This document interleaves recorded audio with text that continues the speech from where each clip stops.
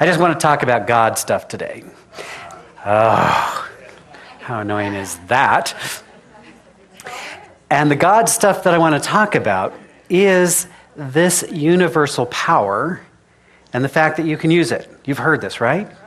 Ernest Holmes famously said, there is a power for good greater than you are in this universe, and you can use it. Now, he did us a disservice by saying that. I'm feeling mighty blasphemous today. Let's just kill all the sacred cows, baby. Because he would have been more accurate to say there is a power for good in this universe greater than you are, and you're using it all the freaking time. Like it or not. You see, but what he was implying to us is that there is a universal intelligence, there is a divine wisdom, there is a power, there is a principle at work. We are using it. However, many of us were not aware of this, and so we took this tremendous power, spiritual power, these powerful principles, and used them to create the life we don't want. You know who you are. I'm not raising hands. It's a safe zone. Nobody has to confess today. Right? So we all have this powerful principle. So as I was preparing for this to talk today, I was trying to decide, do I want to go all new agey on you, or do I want to go all biblical on you? And so you may get a little both. You know, you figure out which is which, right? Because I just very loose with all of my quotes. But actually, you know, a number of years ago, there was a wonderful little DVD that came out in a book called The Secret. Anybody heard of it? Yeah. So not such a great secret after all. Of course, she figured out what I've known for a long time, which is if you want to communicate anything, you just say, this is a secret, don't tell anyone. I said recently to somebody in the office, let's stop with the email. Let's just say, don't tell anyone. And that will pretty much get the word out to everybody in the community in a very short amount of time. It's a great idea. I know, it's brilliant. So, The Secret put forth some basic spiritual principles. Great. Exposed a lot of people to a lot of concepts, but there's some... For me, it's sort of the appetizer to the spiritual work, because what it implies sometimes is all you need to do is start saying something differently. All you need to do is put the picture of the thing you want on the wall and look at it every day, and poof, as if by magic, it comes into being. How you doing? How many of you are poofing your life into being all the time, right? Some of us find ourselves still not fulfilling the high vision that we watch, and when we look at that and we go, why?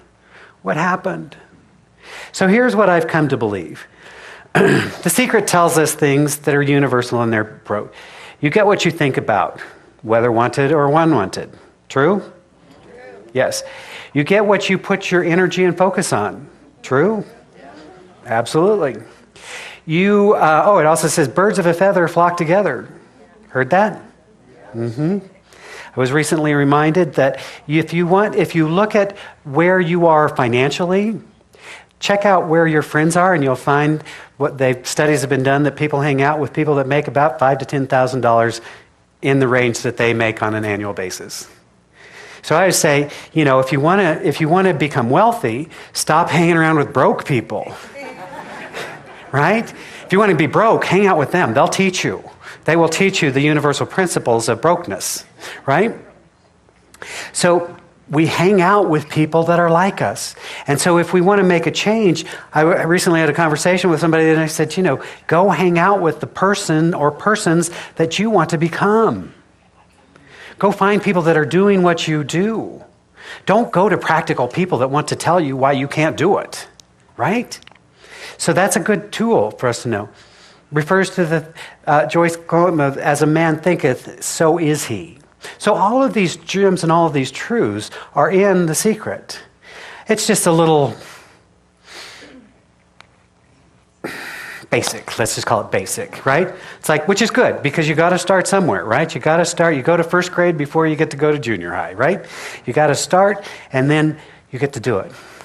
So when we are envisioning our ideal life, as we are creating a vision of possibility for who we are and what we want to have and what we want to experience, it is absolutely wonderful to put those images on a wall, create a vision board, do affirmations, all kinds of wonderful techniques to help the mind focus on what it is we want.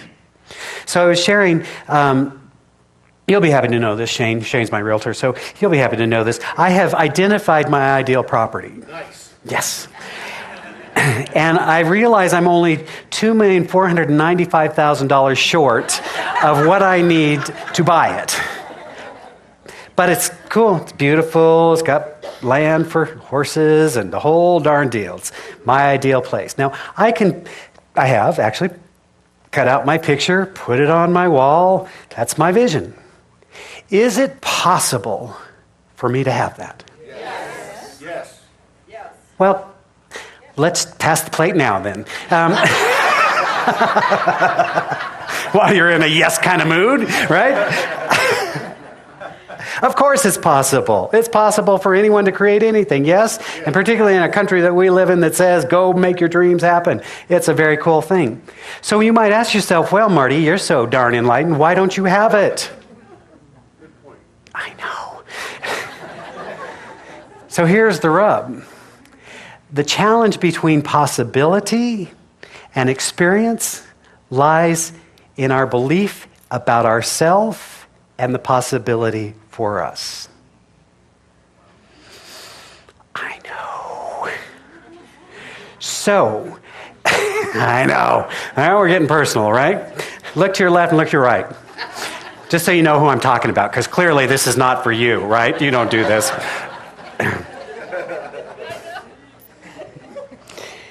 So the fact that I don't have this dream ideal place has to do not with the possibility, not with the universal abundance, not with a greater good, but with my own limiting belief of what is possible in my life.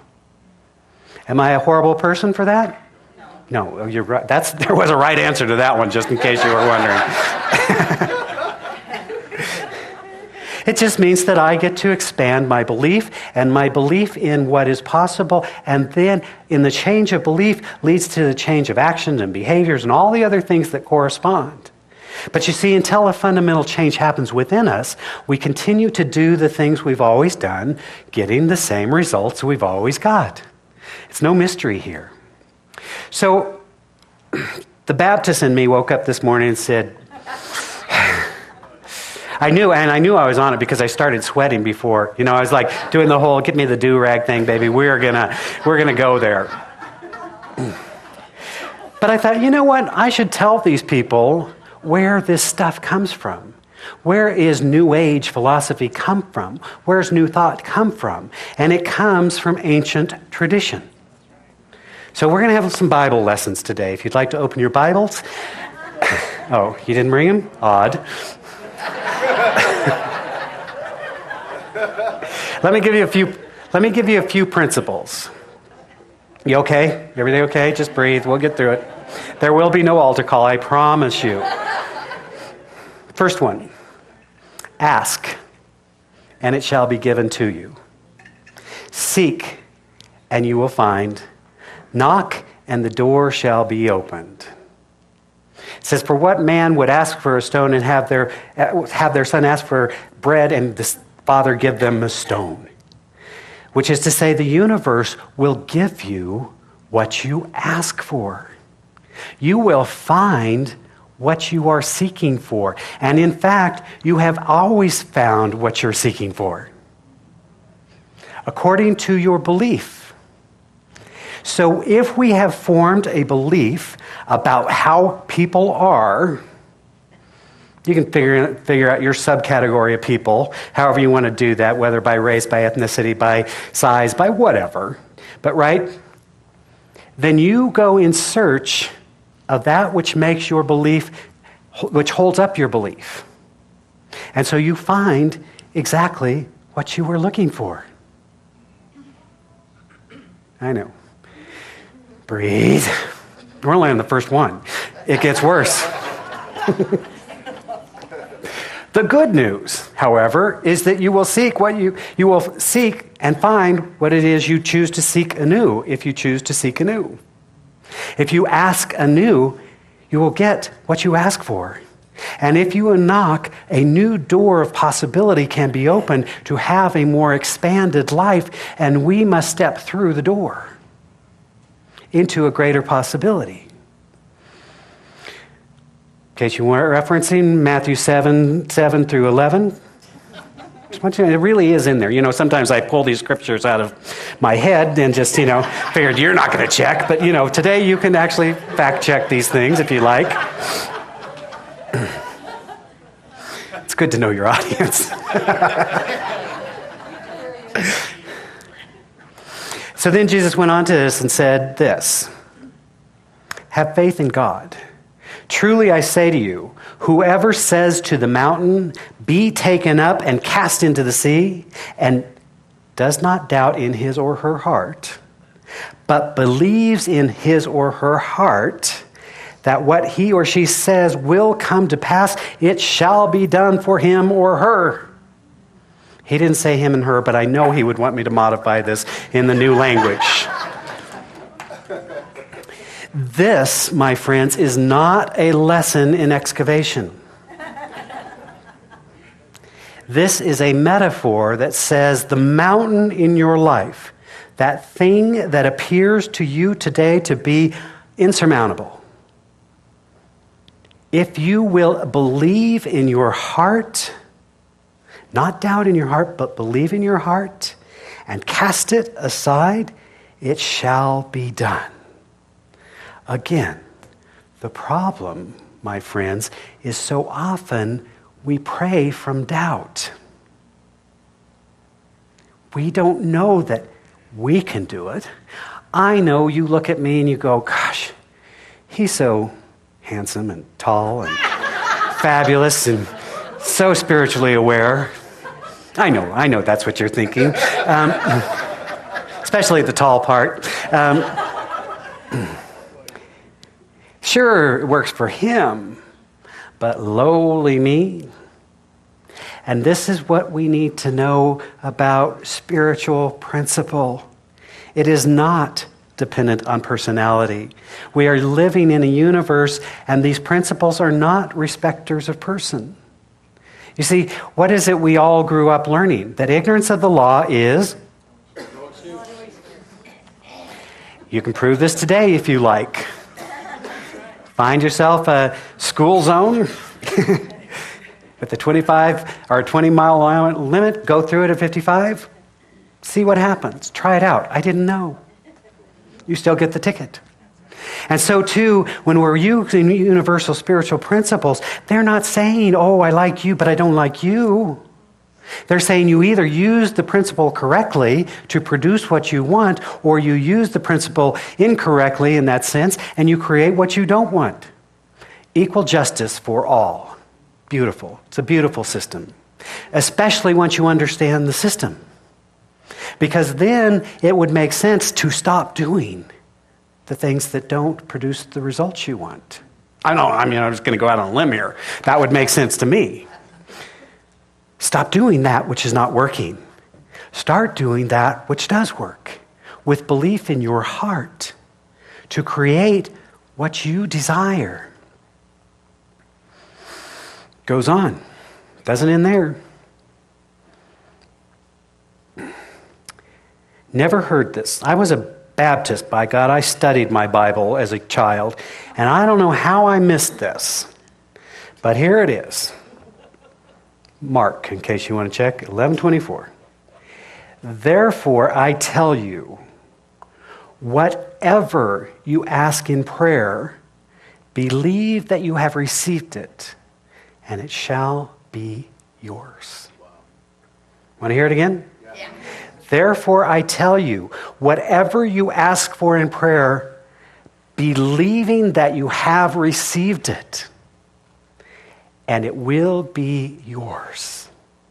Whatever you pray for. But you see, so often we pray from our unbelieving. We don't think it's possible. We think we need to call on a power outside of ourselves to intervene into our lives to fix it. When what we really begin to understand when we understand these teachings and these principles is that it's all yours. That the kingdom of heaven, the spiritual dimension, is not over here, not over there, but rather the kingdom of heaven lies within. We have the power. But our belief in the lack of belief in ourselves around the power creates the result of it appearing not to work for us. See how simple it is to change it? So it says, therefore I tell you, whatever you ask in prayer, believing that you have received it, it shall be yours. Wow. This is getting good, right? You can start to manifest some stuff now. And then there's the catch. You knew there had to be a catch. And it says, whenever you stand praying, forgive if you have anything against anyone, so that your Father who is in heaven may forgive you your trespasses. Let me just translate that for you, lest you went into some other realm of understanding just now. If you are withholding good from another, we just sang a song, All is One. So it's a lovely delusion to think that I can withhold good from another and have it show up in my life. I was reminded of a great phrase just the other day where somebody said, unforgiveness is like drinking poison hoping the other person will die. For those of us who have mastered the skill of unforgiveness, it's so frustrating when people keep living their life even though we've chosen not to love them. How dare them? How dare them have a life that works? Clearly, they got over it, right? Yeah. So what it is saying is if you're going to the altar of life and saying, bring forth my greater good, but I'm withholding that good from another, there's only one. You either give all of life to all of life, or you withhold part of life from all of life. So Jesus was a big proponent of forgiveness, of releasing, of letting go. It is a huge lesson for us. But when we begin to understand it, we begin to understand how everything truly does work for our greater good if we will be conscious and aware and allow this greater good to reveal itself through us. We begin to see even those challenges and obstacles that have shown up in our life are actually stepping stones to our greater awareness, our greater well-being, our greater good. You good? Can we go on? Breathing? Still breathing? Everybody still breathing? Take a deep breath. Look to your left, look to your right. See if your partner's still breathing. Okay. All right. We're all still here. Okay, we'll go on then. Dr. Holmes said to us, the greatest good that can come to anyone is the forming of an absolute certainty within him or herself of his or her relationship to the universe, forever remaining the sense of heaven as being on our side. Yeah, he was smart. He was really smart. I don't have the page number on that one. I'm sorry. You're going to have to look that one up for yourself. The greatest good that anyone can come to is form an absolute certainty within our own being of our relationship with the universe, realizing that it is always on our side. If you think about this, think about the most simple things, because it is there, and this is how Jesus taught in his parables, that you know, it's an amazing thing. You can take an acorn, a little acorn, and you can plant that, and you can nurture it, and what happens? Over time, it becomes a massive oak tree. How does it do that, you ask? I have no idea how it does that. But I do know it does that. I know that there is some intelligence within that acorn that is nurtured, becomes its divine self.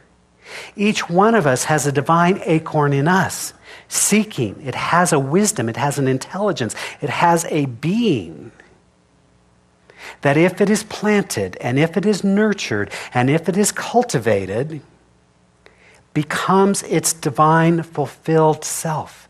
Each one of us has that. But the problem with us is we take the acorn, we plant it in the ground, and we go, "You're nothing. Grow." I was taught as a young child I was nothing more than the worms of the earth.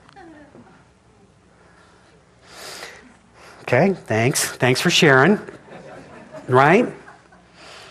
Now, I don't think that's productive. I do not think that was helpful. I already felt bad about myself. I didn't need any help from anybody else, right? Sinner, thank you, right?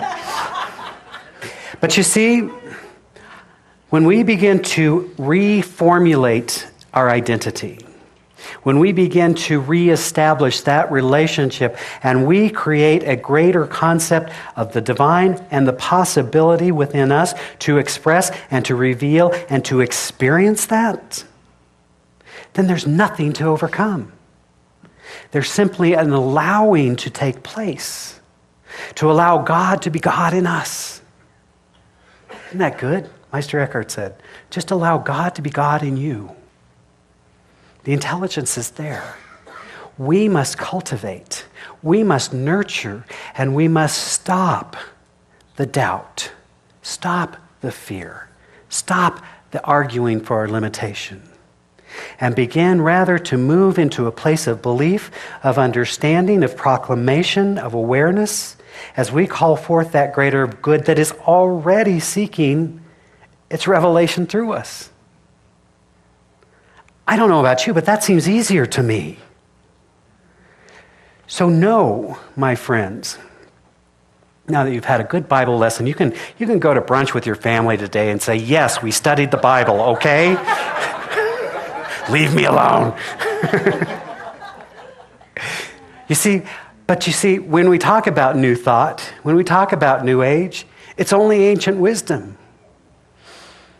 The quote we used in this week's our message is, "As rivers have their source in some far-off fountain, so the human spirit has its source. To find this fountain of spirit is to learn the secret of heaven and earth." Thank you, Lao-Tzu.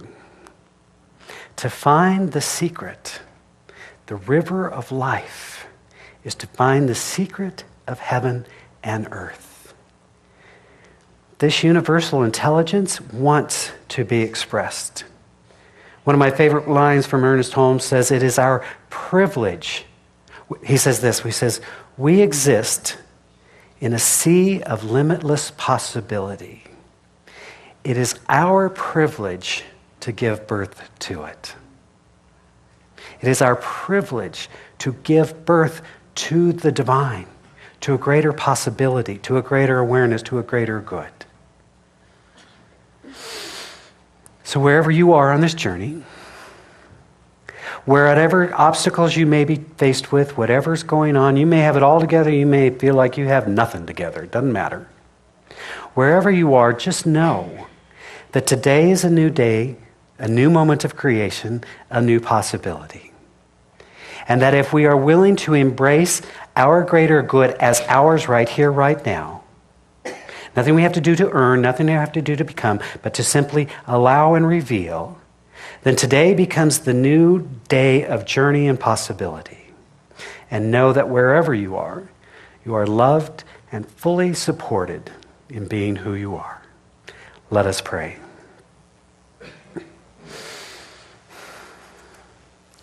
As we turn inward, honoring and acknowledging this one life, this one power, this one presence, this one infinite being. As we breathe deeply into the awareness of this moment, For we know that the eternal exists in the now. We know that right here, right now, this divine presence lives, moves, and has it being. So we open our hearts to the presence of unconditional love. We open our minds to divine wisdom.